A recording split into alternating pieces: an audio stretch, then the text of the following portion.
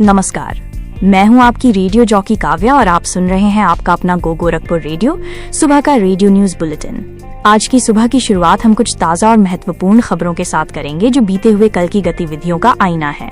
तो आइए सबसे पहले जानते हैं आज की कुछ प्रमुख सुर्खियां। शारदीय नवरात्र की प्रतिपदा पर गोरखनाथ मंदिर में हुई कलश स्थापना। मुख्यमंत्री योगी आदित्यनाथ ने की मां शैलपुत्री की पूजा अर्चना। नीट छात्र दीपक गुप्ता के परिवार को सीएम ने सौंपा 5 लाख रुपए का चेक। दोषियों के खिलाफ कड़ी कार्रवाई का दिया आश्वासन। पिपराइच हत्याकांड में पुलिस कर्मियों पर बड़ी कार्रवाई।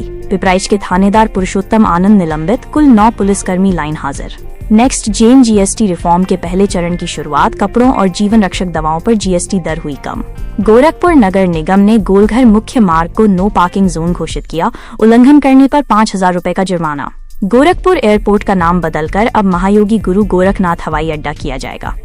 राप्ती और रोहिन नदियां खतरे के निशान से ऊपर बह रही हैं। बाढ़ प्रभावित गांवों की संख्या बढ़कर हुई 17। तो चलिए अब विस्तार से जानते हैं इन खबरों को। गोरखपुर शहर में बीते दिन मुख्यमंत्री योगी आदित्यनाथ ने कई महत्वपूर्ण कार्यक्रमों में हिस्सा लिया। गोरखनाथ मंदिर में आयोजित जनता दर्शन में उन्होंने लगभग 250 लोगों की समस्याएं सुनी। मुख्यमंत्री ने अधिकारियों को निर्देश दिया कि जन कल्याण के कार्यों को हमेशा प्राथमिकता दें और हर जरूरतमंद को सरकारी योजनाओं का लाभ मिलना सुनिश्चित करें। उन्होंने ये भी कहा कि हर शिकायत का निस्तारण समयबद्ध, पारदर्शी और संतुष्टिपूर्ण होना चाहिए। जनता दर्शन में आई कई महिलाओं ने अपनी समस्याएं बताईं। एक महिला ने राशन कार्ड न होने की शिकायत की, जिस पर सीएम ने तुरंत अधिकारियों को राशन कार्ड बनवाने और पेंशन योजना का लाभ दिलाने का निर्देश दिया। इसके अलावा जमीन पर अवैध कब्जे और इलाज के लिए आर्थिक सहायता की गुहार लगाने वालों को भी मुख्यमंत्री ने मदद का भरोसा दिया। उन्होंने कहा कि पैसे की कमी से किसी का इलाज नहीं रुकेगा और गरीबों की जमीन पर कब्जा करने वालों के खिलाफ कड़ी कानूनी कार्यवाही की जाएगी। शहर में नेक्स्ट जेन जीएसटी रिफॉर्म के पहले चरण को लागू कर दिया गया है। मुख्यमंत्री योगी आदित्यनाथ ने खुद झूलेलाल मंदिर से गोरखनाथ मंदिर तक पदयात्रा कर व्यापारियों और ग्राहकों से मुलाकात की। उन्होंने व्यापारियों से घटी हुई जीएसटी दरों का लाभ ग्राहकों तक पहुंचाने का आग्रह किया। आपको बता दें, अब कपड़ों पर जीएसटी की दर 12% से घटकर 5% हो गई है, जबकि जीवन रक्षक दवाओं पर टैक्स 0 हो गया है।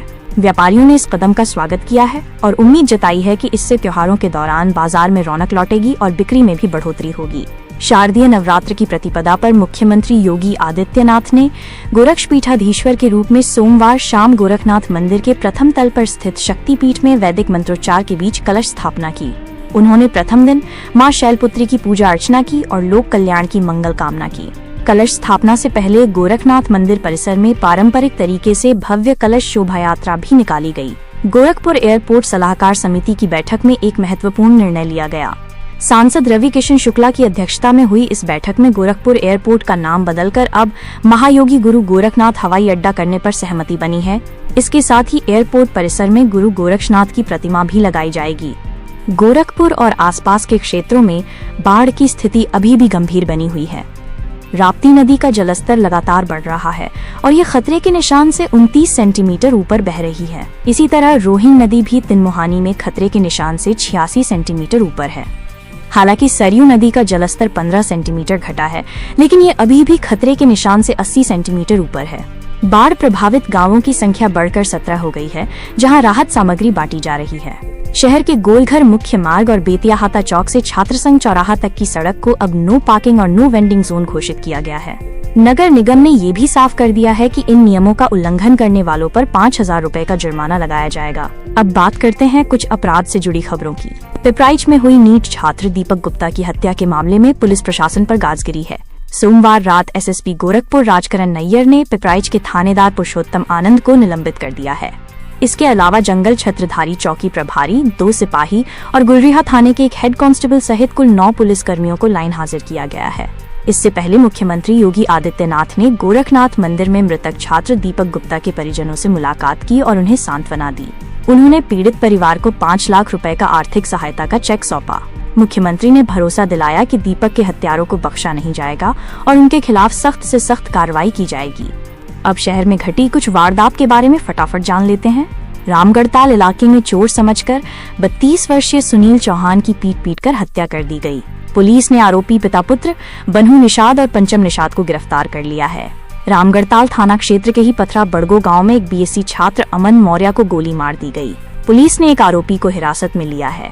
उरुवा थाना क्षेत्र के बिरई बुजुर्ग निवासी अब्बास अली के बैंक खाते से मोबाइल चोरी कर 1,03,000 रुपए निकाल लिए गए। चिलुआ ताल क्षेत्र के परमेश्वरपुर टोला मुर्तनवा निवासी राम जियावन पासवान के घर से 1 लाख रुपए नकद और जेवर चोरी हो गए। नाबालिगों से जुड़े मामलों में भी कई घटनाएं सामने आई हैं। नौसड़ के मयूर होटल में एक नाबालिग छात्रा के साथ पकड़े गए शादीशुदा युवक आशीष निषाद पर अपहरण का केस दर्ज किया गया है।